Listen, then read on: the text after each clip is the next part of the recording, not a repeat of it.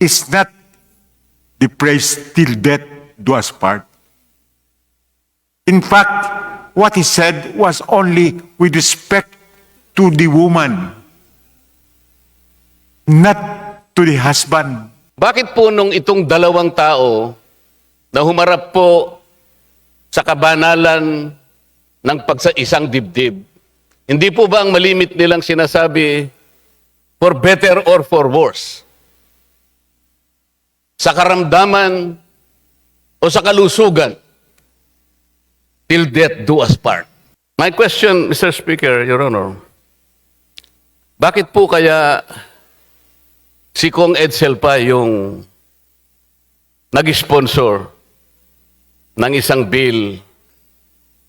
Bakit kaya hindi na lang iba sa atin? Itong death till death do us part, wala naman to sa Biblika, sa Biblia. And I would challenge the distinguished Marcoleta to point to the Bible whether there is such a term there or a phrase there, till death do us part. Wala po. I will accept the challenge, Mr. Speaker. Let me continue. The No, phrase, you are offering a challenge, Your Honor. let me just continue before you accept the challenge.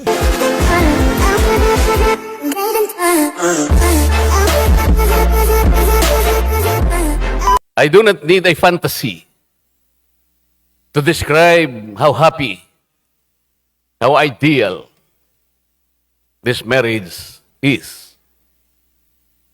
Hindi ko po ma-recall yung ibang detalye, ngunit ako po ay sumang-ayon sapagkat sa nakita ko pong mga muka ng dumalo, happy faces, talaga pong tumetestigo sa isang matagumpay na pagsasama ng dalawang mag-asawa. My question, Mr. Speaker, Your Honor, bakit po kaya si Kong Edsel pa yung nag-sponsor ng isang bill? Bakit kaya hindi na lang iba sa atin? Sapagkat yung nakita ko pong katatagan, tagumpay, at isang hindi may kakailang makabuluhang pagsasama ng dalawang tao,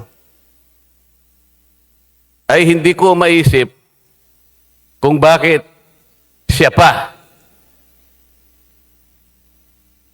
ang magi-sponsor ng isang divorce bill na alam naman nating ito po ay makapagpapawalang bisa sa seremonya sa kabanalan ng pag-aasawa. May I have some comments, Mr. Speaker? Thank you for that question, Mr. Speaker. The divorce bill, once it becomes a law, is not for everybody. Majority of the marriages in the Philippines, I think overwhelming majority of the marriages in the Philippines are enduring and loving relationship. Just like my marriage with my late wife, Cielo. And to my mind, those happy marriages should not be affected by the passage of this bill. This bill is for the exceptional circumstances where marriage has hit the rocks and is beyond repair. When it is said that marriages are solemnized in heaven, some of them plummet into hell irremediably. So, the state has the responsibility to secure spouses and their children from a house on fire. This is the reason why I have introduced this bill even before my wife and I celebrated our golden wedding anniversary. This is not for happy marriages. It is for marriages which have crumbled and are beyond repair, so that there is need for them to be given relief or a lifeline so that they can be rescued from these constant conflicts which even would affect their children. Mr. Speaker, all countries in the world have legitimized divorce, except the Philippines and the tiny ecclesiastical state of the Vatican. What does this mean? This means that there can be no unanimous blunder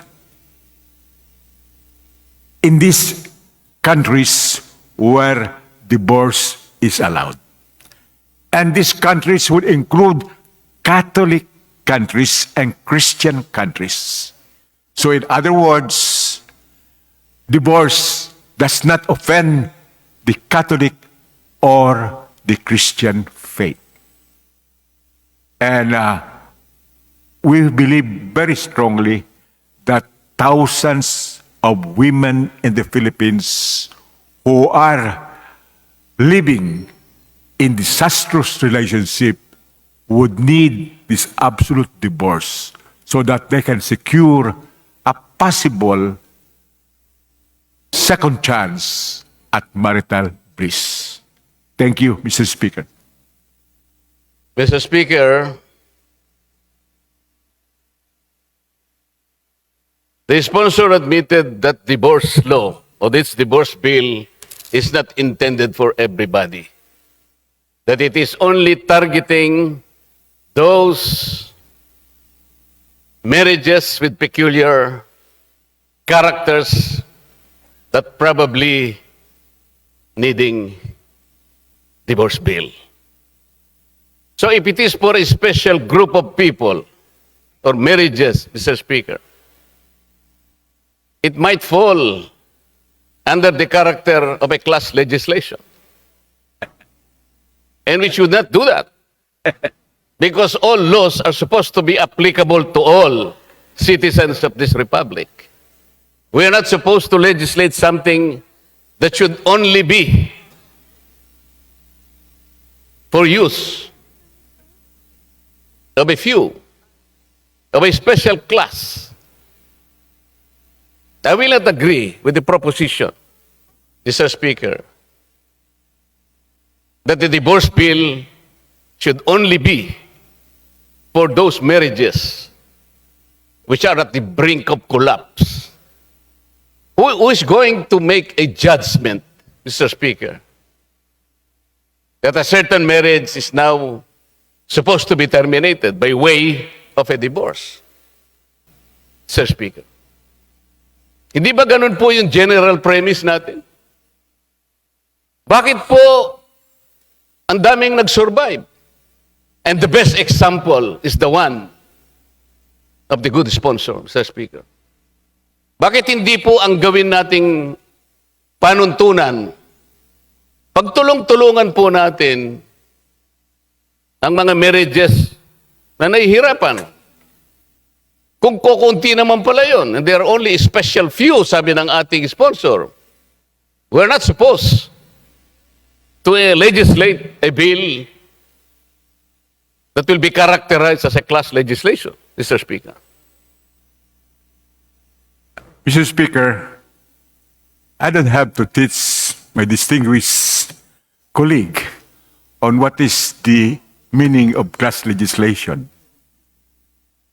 This is not absolute.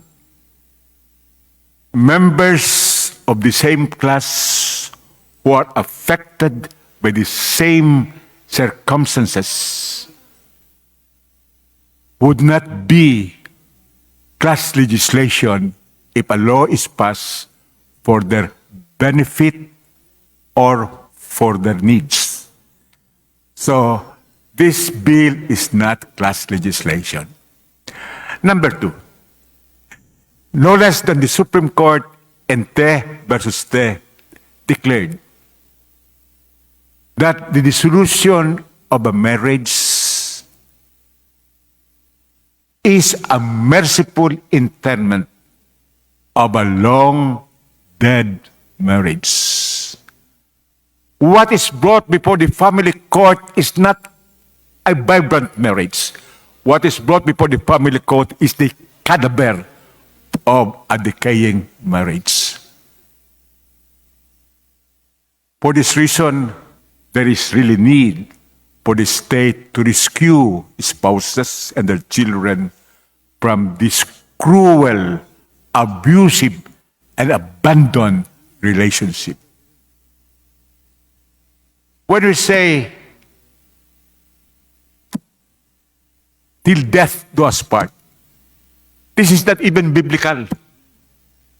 It started in the 15th century in England as part of a literature which had been followed by subsequent generations. And the majority of marriages in the Philippines are not canonical marriages or Christian marriages. They are civil marriages. And the state can provide exceptions as a rescue for this kind of marriages which are now really long dead in the language of the Supreme Court. Thank you, Mr. Speaker. Mr. Speaker, yun daw pong till death do us part is not biblical. I will humbly disagree, Mr. Speaker. Ang sabi po ng Panginoong Diyos, kung ano yung pinagsama ng Diyos, ay dapat, ay huwag papaghihiwalay ng tao. Yun lamang po, ibig sabihin. Nasa Biblia po yun. Walang sino man ang pwedeng magpahiwalay doon sa pinagsama ng Diyos. Mr. Speaker, we should Teka po, hindi pa po ako tapos, hindi ka pa Mr. tapos. Speaker. Okay. Yung family code was mentioned also. I believe, Mr. Speaker, the family code offers two alternatives also. One is legal separation and annulment. What is so special about this special group of people whose marriages are so broke that they cannot do something about it? It is as if that everything else cannot be sufficient to restore it or to even improve that relationship. Ano po yung specialty nung group na ito? Bakit hindi na lang annulment? Nandun naman po sa ating batas to eh. Bakit hindi na lang legal separation?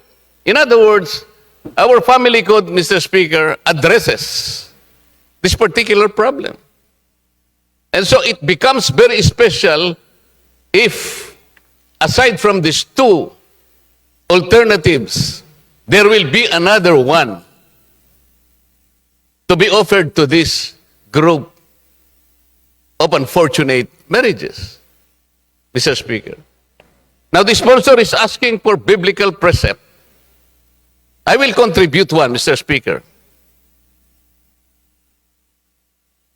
In Malakay, chapter 2, verse 16, tatagalugin ko na po, Mr. Speaker, para po sa ating kapakanan. Ito po is quoted from God Himself.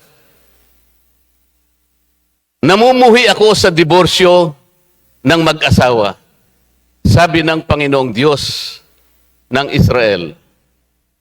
At namumuhi ako sa taong binabalot ng karahasan ang sarili na parang nababalot ng kasuotan. Mr. Speaker, if the Lord God Himself hates divorce, sino ba tayo na mga tao lamang na nilalang niya ang siya pang gagawa ng paraan para isulong ito?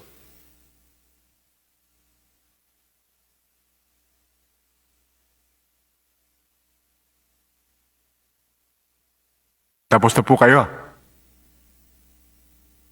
Baka gusto niyo sumagot muna, Sir Speaker, Your Honor. O pwede po ako sumagot. Opo. Okay. Unang-una, we have to make a distinction between the phrase, till death do us part, and the statement attributed to the Lord that what God has put together, no man shall separate. Itong death, till death do us part, wala naman to sa Biblia.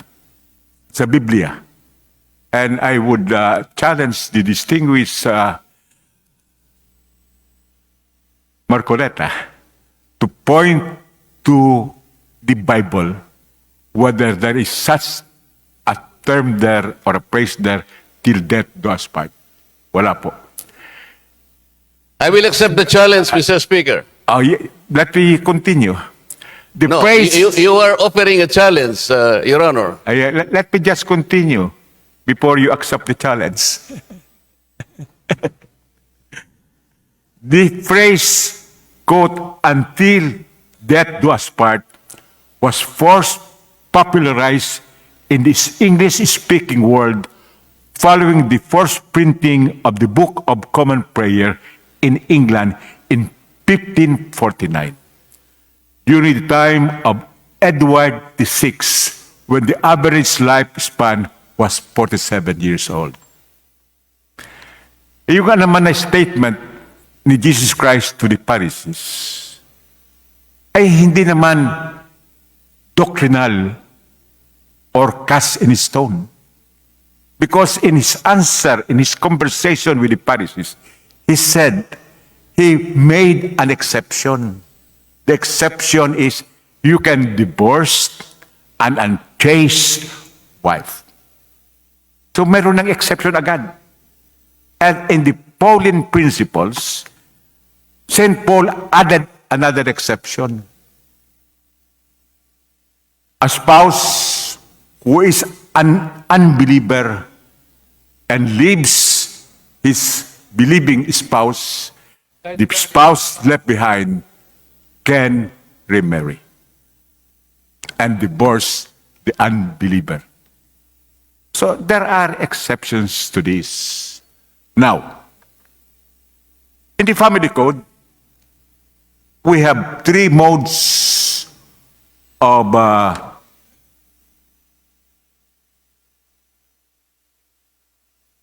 making a marriage not subsisting.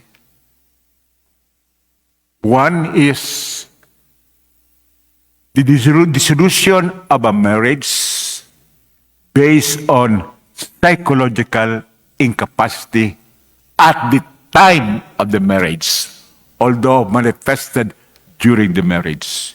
This is the canonical divorce, which has been practiced in the Catholic Church for ages. And this canonical divorce precedent came into the family code because of the lobby of the Catholic Church.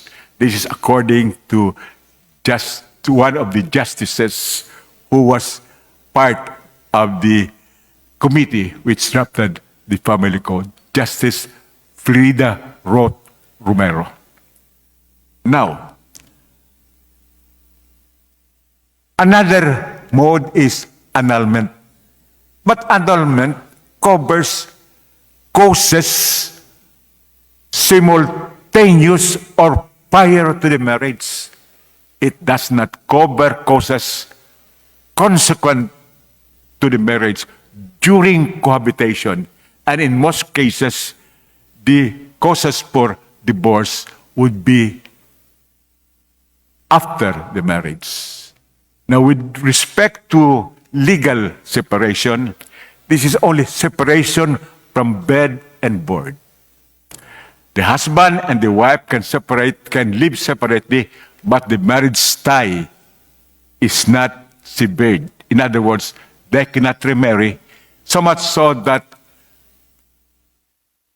concubinage and adultery would result, which are public offenses, because they have new and other relationships. But all of these are not adequate, because we need a divorce law to cover causes during the cohabitation of the spouses, and we need a divorce law to allow the spouses to remarry. That is why we need this divorce law. Moreover, experience would show that in all of these cases of dissolution of marriage, annulment, and legal separation, they are very expensive and takes a long time. That is why we have provided in this bill a less expensive and affordable mode of marriage. And in many circumstances, it is even cost-free to the court-assisted petitioner. And we have also provided in the bill that the judge of the family court will resolve the petition for divorce within 1 year from the expiration of this 60-day cooling off period. So that makes it affordable and expeditious. Finally, we are a secular state. The Philippines is a secular state. Under our Declaration of Principle, we have maintained that separation of church and state. While we respect the canons of the church, we should not be controlled by the canons of this church in secular matters. Because marriage is a human institution. It is subject to human frailty and mundane misgivings. Thank you, Mr. Speaker. Now, let us go to the acceptance to my challenge whether there is any statement in the Bible with respect to till death do us part. Before the challenge, Mr. Speaker, I need to make a refutation to the statement of the sponsor because I have not heard his comment on the verse that I cited, Malachi verse 2, chapter 2, verse 16, when God said, "For I hate divorce, says the Lord, the God of Israel." Question is, if God himself hates divorce, how can one of us, one of his creation, sponsor divorce? There was no specific statement made by the sponsor, Mr. Speaker. Secondly, again, he cited that divorce, annulment is very costly and a very long process. So why would you exclude? Why would you make a special and fast lane to some marriages which perceive the relationship to be in tatters? And you do not offer explanation to the rest and to all those who survived and made sure that their marriage will continue. Bakit po palaging special na lang ang treatment? Ba't kinakailangang maging mabilis para sa kanila at hindi masyadong magastos? Bakit sa iba po nating mga nag-survive o maaring tumuloy sa either legal separation or annulment, magastos po yun. But that is the law. Bakit bibigyan po natin ngayon ng special attention, a fast lane to these marriages, unfortunate they may be, but I think they do not have a special place in the legislation that should be general in scope. Mr. Speaker, Your Honor. And to the challenge, paano po kung maibibigay ko sa inyo yung verse, Mr. Speaker, Your Honor, na sinasabi na malaya lamang ang isang nag-asawa at mapuputol lamang yung bond of marriage kapag patay na ang isa sa kanila. What if I am able to show you a particular biblical phrase? Will you withdraw your sponsorship, Mr. Speaker, Your Honor? Show it now. What is the answer, Mr. Speaker? Please show it now. If you are accepting the challenge, could you tell us where in the Bible this phrase, till death do us part, appears?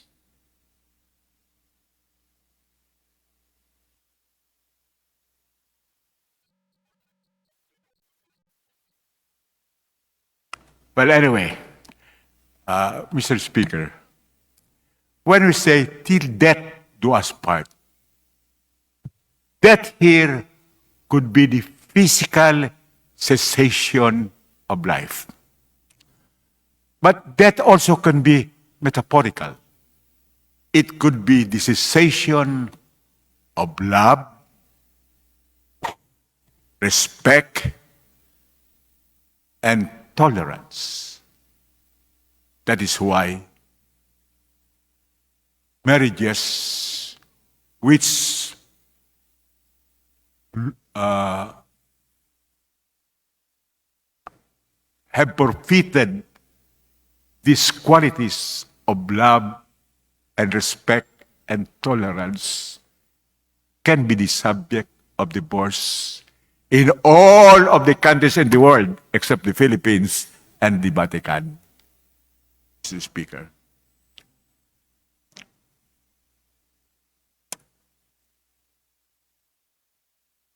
Let's go back to the challenge, Mr. Speaker. I'm sorry. Okay.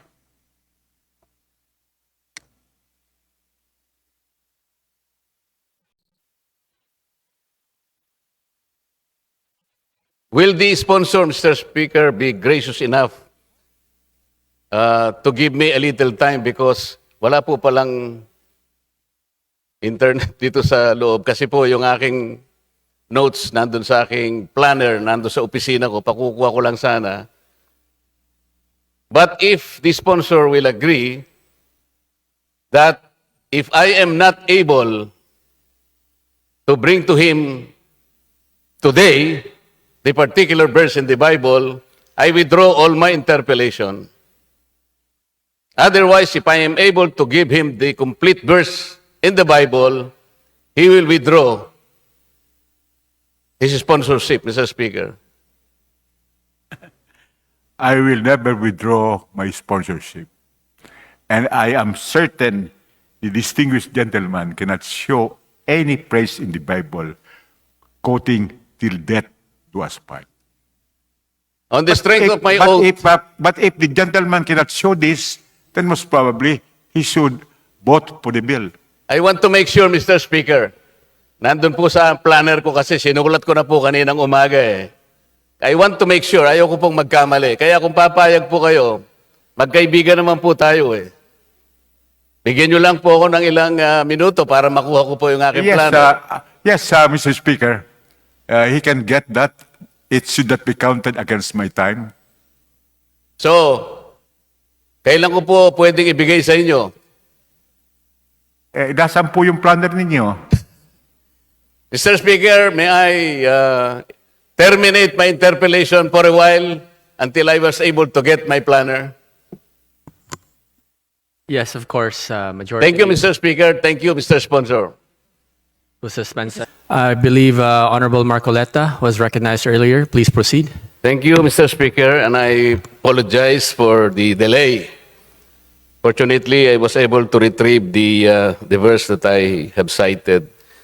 Mr. Speaker, I'm citing 1 Corinthians chapter 7, verse 39, which reads, and I quote, "A woman is obligated to stay in her marriage as long as her husband is alive.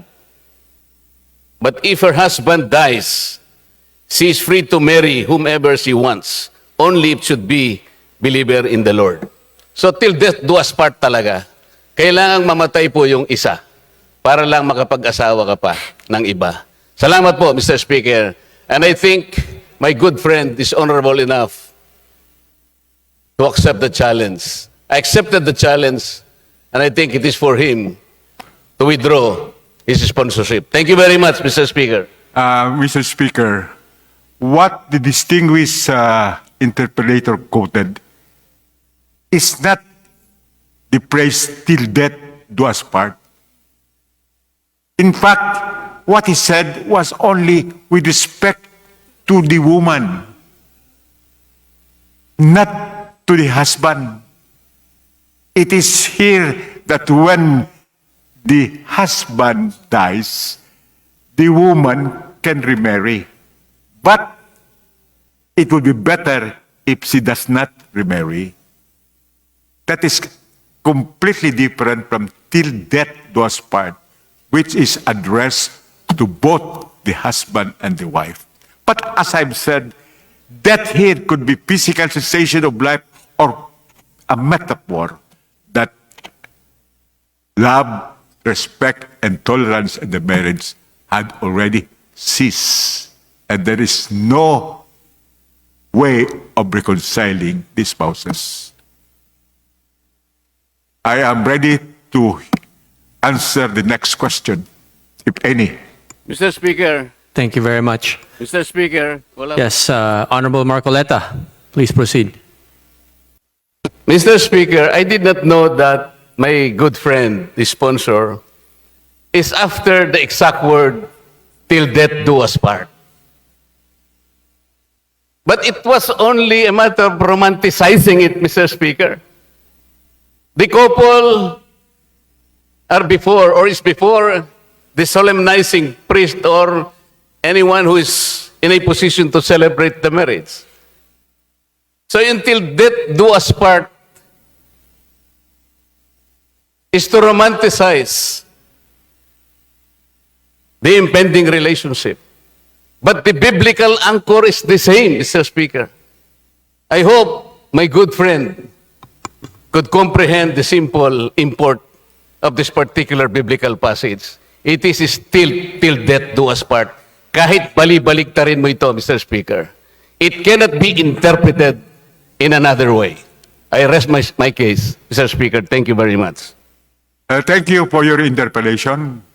And Mr. Speaker, even if we accept the annotation of the distinguished Marcoleta, it will not deny the fact that all Catholic countries who believe in the Bible have their own divorce laws in varying degrees of liberality. Only the Philippines and the Vatican do not have such divorce laws. Thank you again, Mr. Speaker. Thank you, distinguished Marcoleta, for your homily. Thank you very much, Mr. Sponsor, and then to the distinguished interpolator.